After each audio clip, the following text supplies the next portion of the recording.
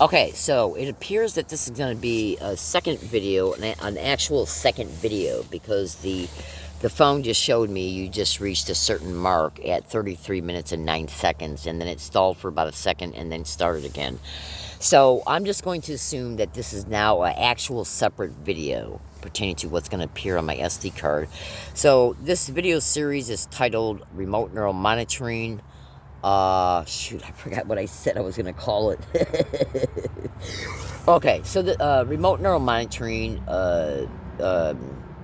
sensitization methods, gang stalking. The first video I was talking about nanotech and how it acts as a bioamplifier uh, along the neuronal processes and the synaptic gap of a gang stalking victim's brain, so it can amplify the neurotransmitters signals as the neurotransmitters are processing the information of the gang stalking victim's experiences that they're forced to endure every day through this satanic, depraved, demented crime. Okay. Oh, absolutely. Okay, so I'm going to basically pick up where I left off at in the first video. And what I'll do is I'll go back and I'll watch the first video and I'll remember what I said. And I made a statement in it, I think around 10 or 11 minutes into the video, what I was going to title this video series as. So I'll go back and watch it, and then I'll write down that title. So this one will have the same title. It will just have a number 2 at the end of it, because this is now video 2. And I apologize for the confusion and the interruption. So now, at the end of this first video, I made a statement saying that when the second video started, I was going to discuss more in-depthly about the props propped up in gang stalking crimes. Now, I talked about brain entrainment quite a bit. I think enough for people to understand. Okay, and I strongly suggest that people go back and watch that first video at least 2 to 3 times.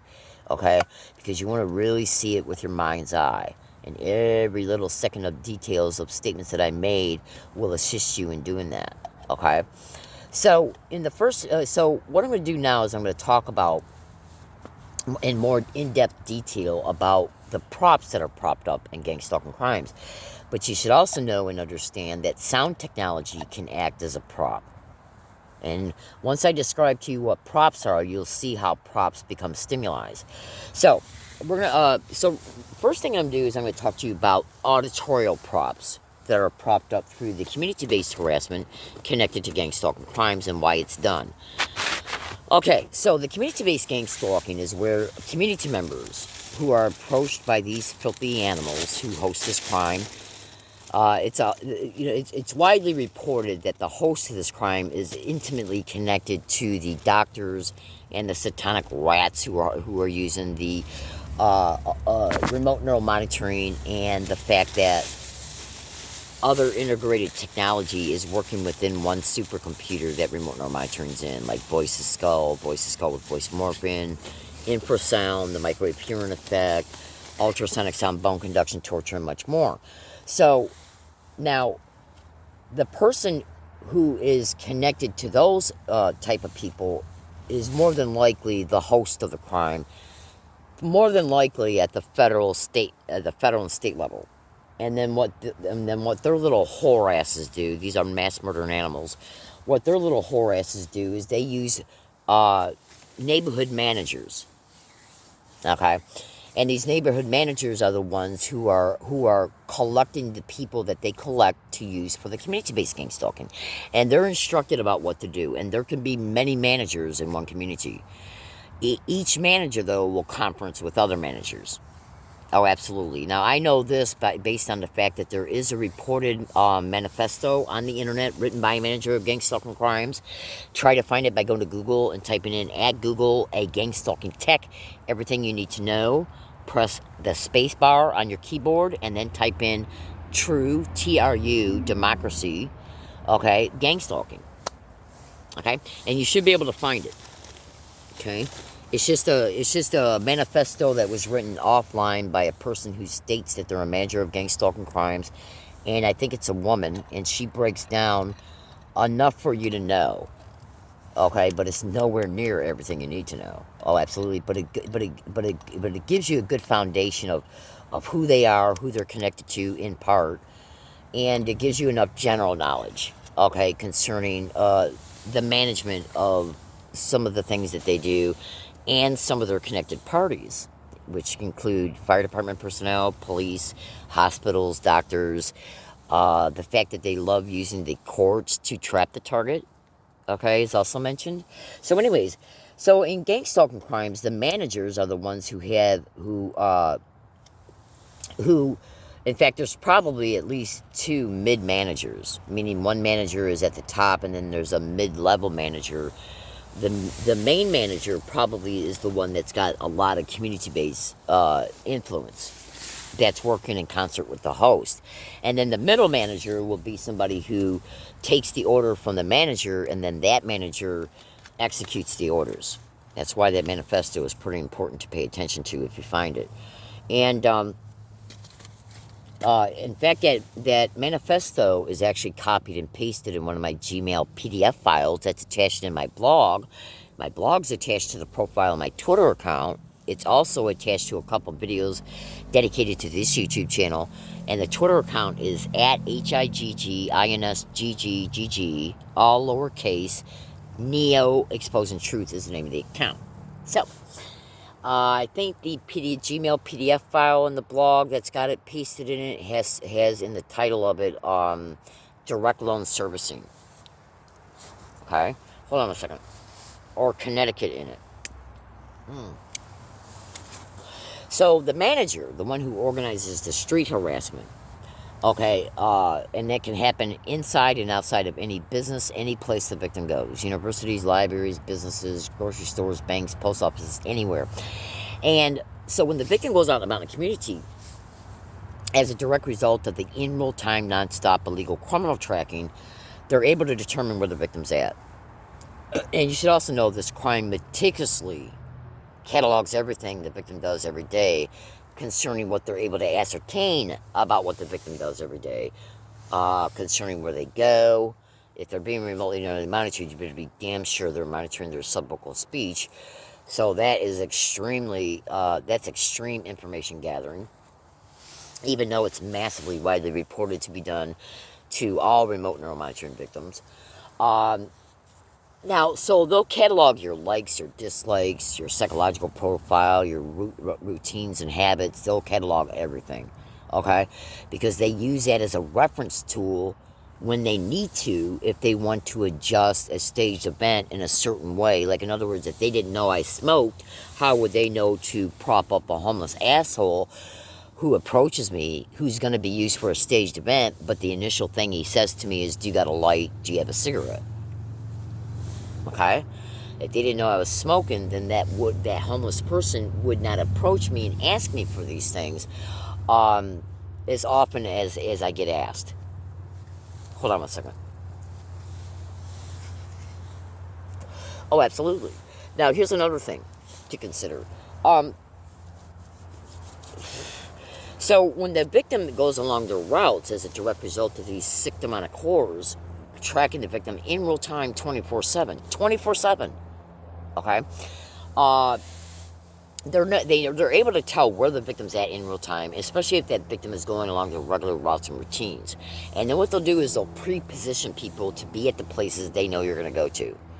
They watch everything. Bike routes, bus stops, bus routes, where you get on the bus at, where you get off the bus at. Okay, they'll gang stalk the shit out of you at bus stops and bus routes, inside and outside of stores. And basically, in part, what that means is that when the victim, so let's say the victim goes to a grocery store, and they arrive at the grocery store on their bike, so they got to lock up their bike. So the people who are hosting this, the manager knows you ride your bike, all right? So then what they'll do is pre-position people to already be there outside the store.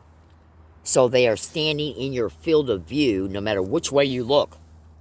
Literally, wearing color coding or carrying something that is connected to the color coding that they have you sensitized to. Now, when you see whatever color coding you've been sensitized to, that information gets sent back to remote neuromonitoring concerning what's reported. Okay? It's brain-to-computer interface, remote neuromonitoring. And then, so, in the first video, I started to mention about the two main things that is done through remote neuromonitoring is visual and auditory brain entrainment. Why do you think there are so many techniques connected to gang stalking crimes that are revolved around what the victim sees and what the victim hears? Because their visual cortex is being monitored and their audio cortex is being monitored through remote neural monitoring. It's how they're able, remote neural monitoring plays the biggest role in the brain entrainment itself, because it's monitoring all of the victim, everything the victim sees and hears. And since what the victim is forced to see and hear by and through the massive amount of things that are intentionally propped up, the sound harassment, the color coding, the verbal harassment, and then on occasion staged events, well, whenever a human being is forced to see the same exact identical colors, the same exact identical patterns of colors, the brain starts to create visual entrainment pathways. When the victim sees it, the victim recognizes it's being propped up through gang stalking.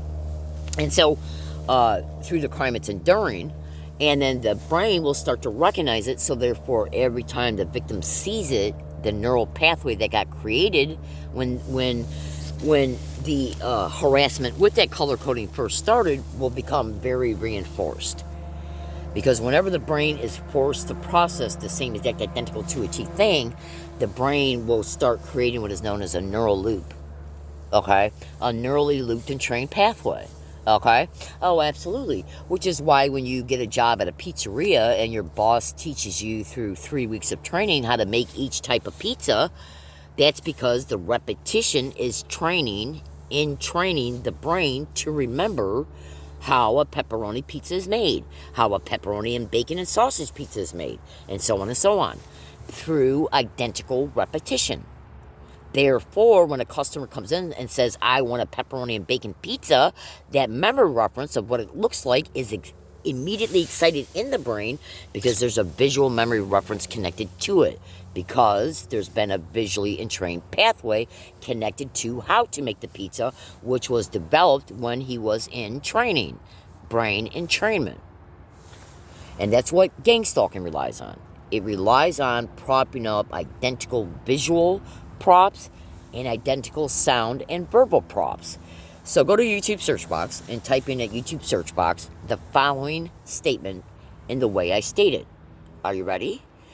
Type in at YouTube search box M as in Mary, MTS, gang stalk, oh my god, suck my DI, and then press the number symbol twice on your keyboard. Now I apologize for the somewhat graphic language, but you need to understand what's going on in the hood concerning one of the things they've been doing with me nonstop for 18 full years in 4 states. Connecticut, Michigan, Tennessee, and San Diego. Even though in Tennessee, it was rarely done in Tennessee because I spent most of my time, indoors in Tennessee, okay? But other massive things were done in Tennessee, that made up for it. So anyways, whenever the brain is, it's like when you get in your car, say you get married in 1980, and your wedding song is Endless Love, right? And then in 2001, you get in your car and you turn on your radio on your way to work, and the song Endless Love comes on. Now, as soon as that song comes on, your brain's going to recognize it, and it's going to start flashing visual imagery of your wedding day. Even small segments of things said between you and your newlywed, or between you and somebody else that was very important to you during this wedding day. Because a wedding day has got a lot of emotion connected to it. It's a milestone for all human beings. So it's a very important event in people's lives. Okay? So it's one of those memories that is very hard, even though it's a dormant memory, because it as time goes by, you're not presented with stuff every day that's related to things that went on your wedding day. So it's more of a dormant memory, but it's a very potentiated memory, meaning that it's got a very potentiated frequency output attached to it concerning the neural pathway that it's on, because when the visual imagery became visual memory, you had a lot of emotion and thinking, and a lot of stuff was going on. So the brain was in hyper mode on that day. That's why it doesn't take long for a wedding song, when it comes on the radio, it will instantly excite that visual memory reference of your wedding day, and even some auditory dialogue from it. Okay? Well, that's what gang stalking relies on. It relies on memory references. And they create the memory references by and through behaviors that anchor something visual and anchor something auditorial for you to remember. They need the association. They need the patternization to form for the brain entrainment. Now, the brain entrainment in part was discussed in video 1, where I talked about how the nanotech acts as a bioamplifier and a decoder and a interpreter. And it basically acts as an interpreter concerning the more complex attributes that are presented when the props are propped up. Okay? And when the props are propped up, the victim can also experience voice-to-skull with voice morphing. So, voice-to-skull with voice morphing can give a more meaningful, contextual meaning to the prop. Because you got to remember, auditorial and visual brain entrainment is what they're massively after. Okay? Absolutely. So, if you prop up something up visually for the victim to see, and remote neural monitoring can determine that the victim is no longer internally responding to it, they'll start using voice-to-skull with voice morphing on the victim in real time simultaneously as the visual prop is propped up, so that the brain is forced to process the auditorial contextual meaning of the prop. Okay?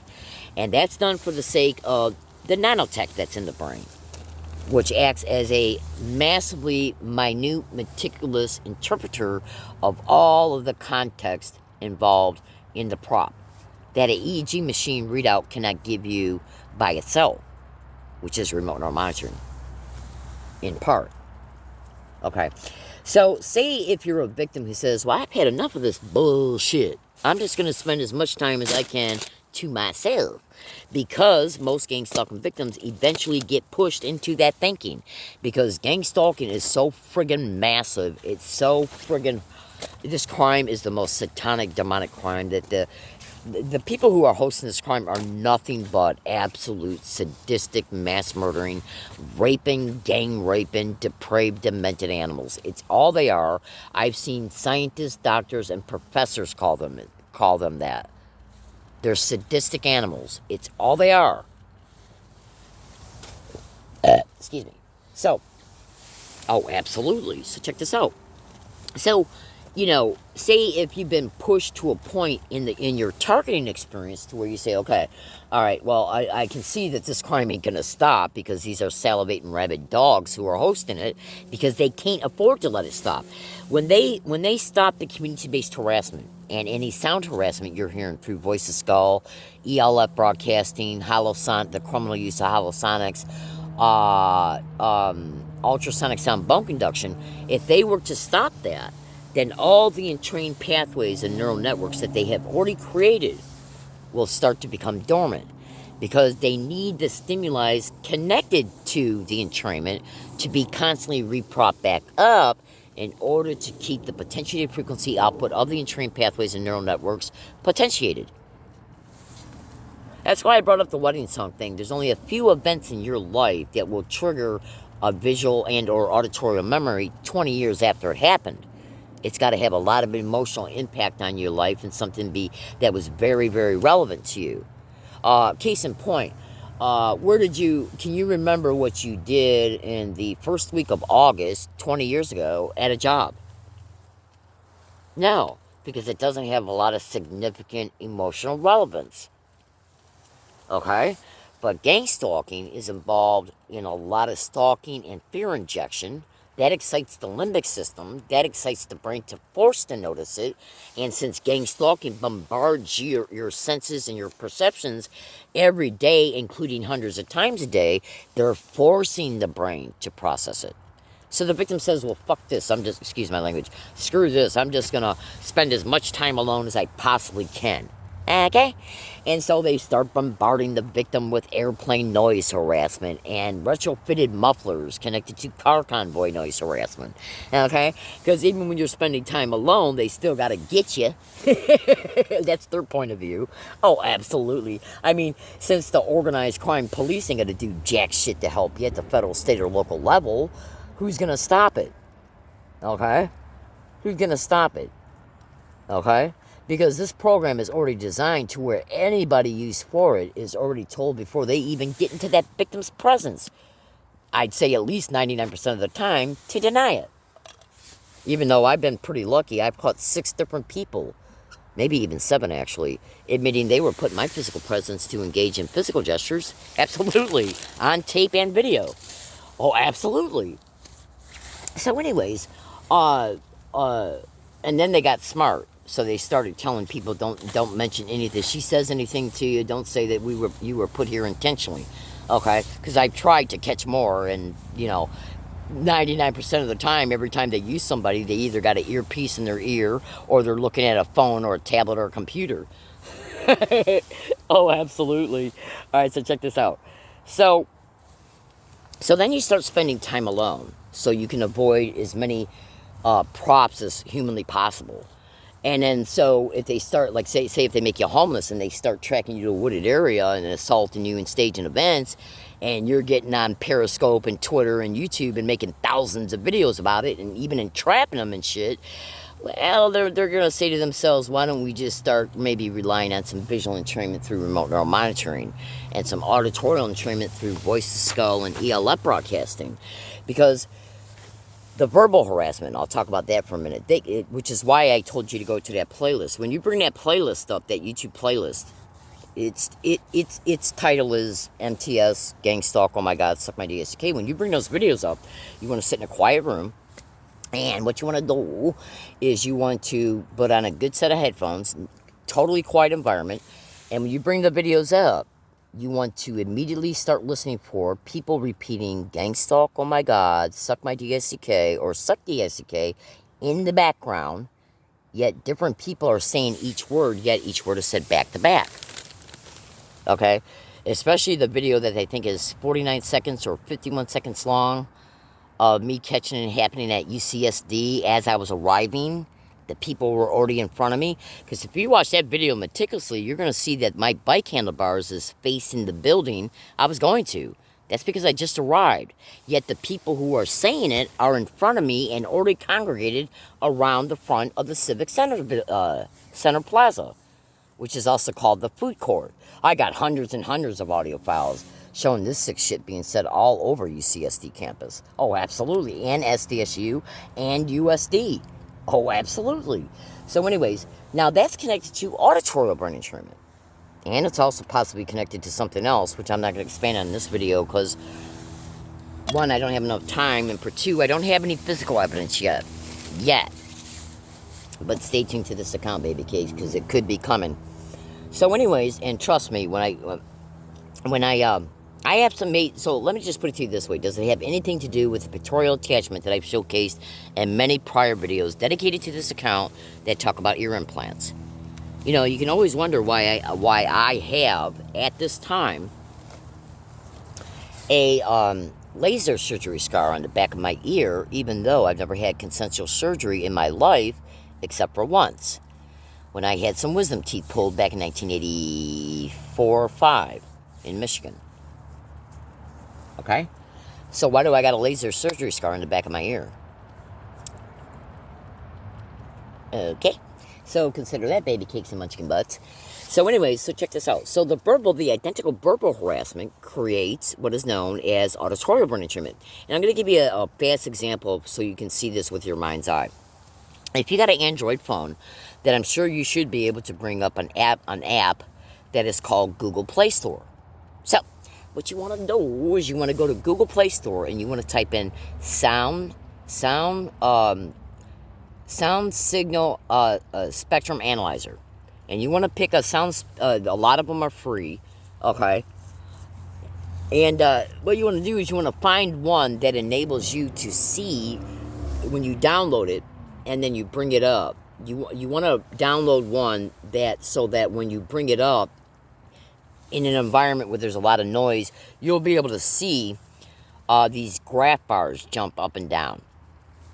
So say if you're sitting at a bus stop, right off a road, and if there's whether there be a little traffic or a lot of traffic or in between amount of traffic, what the sound signal analyzer will do is that it will pick up the sound signal of each noise. It's a sound frequency signal of each noise. Well, words and phrases also have sound signals. How do you think ear implants work? They work by and through what is known as high and low band filtering of specific sounds, because each word has a specific sound frequency to it and a specific phonetic sound to it. Well, the perpetrators know this. I don't think ear implants on the internet are there for no reason to be connected to gang stalking, put there non-consensually. So each word, if you get around a gang stalking victim and you repeat gang stalk, oh my God, suck dick, 900,000 times in 11 years, caught on 8,700 audio files being set around you, your brain is going to be entrained to the frequencies of the sounds of that word. Each word. And each word as they're said together, like gang stalk. Absolutely. Especially if that brain is also in real time simultaneously processing ultrasonic sound. So, now we have what is known as auditory brain entrainment. Okay? And so, auditory brain entrainment can also be connected to some other motives connected to this crime. But since I'm running out of time on this particular video file, I'll just leave that explanation there, where it's at for the time being. So, because you got to ask yourself, we all know, as normal human beings know, normal healthy human beings know, that it is not natural for a human being to be verbally, identically harassed by total, complete strangers in every environment they go to, and even outside the environments. Tape recorders can't have a mental illness, sweethearts. Okay, so there's got to then be a motive. Why would somebody get up and say, I'm going to risk getting caught and arrested, even though they wouldn't be, because gang stalking is directly connected to cops? But an average person who's not connected to gang stalking would not even think about doing something like this, because there would be no gain for them. Okay, so in other words, what other type of crime do you know of that will intentionally prop up total strangers around another total stranger to repeat identical words and phrases, which includes the name of the crime? You know, they're literally saying the name of the crime around me as they're saying, oh my God, and suck dick. And please excuse my language. Okay? Oh, absolutely. Okay? So, or they'll say, suck my D-I-C-K. Sometimes they just use different words, different ways of saying it. So, why would a total stranger want to do this to another total stranger? And how many people have the ability to conference with so many people in the community and then be in a position to influence these people in the community to do these things? Which is extremely suggestive of law enforcement. Oh, absolutely. So check this out. At the federal, state, and local level, make no mistake about it. Okay, so when you research slander and gang stalking and police and fake bogus criminal investigation files and so on to gang stalking, you'll start to get a better picture of how it can be done. But a regular person who's not connected to gang stalking, do you think that regular person is going to wake up and say, well, I got 5 good friends, I got my family members, okay, and I got one job. So what I'll do is I'll get all my family members, all of my friends, and enough people from work all together. I'll spend the time it takes to track a complete stranger and then have all those people get around the victim everywhere the victim goes in one day, yet different people are used against the victim each day. Unless the victim maybe goes routinely to a grocery store, okay? And even though different people will be used every day there, but the managers and employees will be the same that are used as well. So not one person has got the ability to have that type of community networking and influence by themselves, which is also extremely suggestive that this is a program, which is already extremely suggestive anyways. Because it's happening to hundreds of thousands of people, tens of thousands are online reporting it every day on all online platforms. Okay? So, the visual props, the auditorial props, it's all about brain entrainment, visual and auditory brain entrainment. So the victim says, well, I'm just going to try and spend as much time by myself as humanly possible. And the perpetrators see that the victim has been very clever in entrapping many of their crimes. So they might say to themselves, well, why don't we just then start... See, because when you're by yourself, see, remote neuromonitoring needs to be able to keep locked onto you in one form or another. Okay, they'll even go as far as creating brain-entrained neural pathways to electromagnetic weapons attacks, because when your brain is perceiving it, it's aware that's what that is, because they know you're educated about these types of attacks. So there's the correlation and the pattern. Then that type of attack produces pain signals, specific brain pain signals. Okay, so then when the brain recognizes it, it immediately creates an entrained pathway to it, the pain signals, and a dissociated state that the brain goes into when it experiences it. Therefore, an entrained pathway becomes created and entrained and reinforced to a dissociated state to a pain stimuli. Okay? So they can do that to you when you're alone. Okay? When you're alone, they can use voice to skull with voice morphing, including on an automated system or ELF broadcasting, so that you're forced to hear the same exact identical repeated words, phrases, statements, and bullshit. Did you know that it's reported in gang stalking crimes that when remote neural monitoring reads your subvocal speech, the computer is set up so that it uses voice to skull to harass you about the theme and context of your own personal thoughts? Subvocal speech. So I think now you're starting to see the how, some of the main hows and ways and whys gang stalking victims are being tortured, harassed, day and night, nonstop. I can't even, like right now, I'm tape recording my statements. When I get done making this video, I got to do a few things, and I'm going to try and watch a movie. They're constantly turning my cell phone signal on and off. Why? Because they know they've done other things with my phone in order to intentionally let me know that they're hacking and jamming and manipulating my phone. That way, when they interrupt a YouTube video movie I'm trying to watch, or a movie from a movie app I'm trying to watch nonstop, I'm going to know it's them doing it. That then creates a patterned and trained pathway to a visual act. It produces emotions to it. An entrained pathway is created. Every time they repeat doing it, it becomes reinforced. As a direct result, a potentiated frequency output to the entrained pathway is created. Therefore, every time in the future when they do it, it excites that potentiated frequency to fire, and then remote neural monitoring latches onto it. So they can get to you while you're all alone.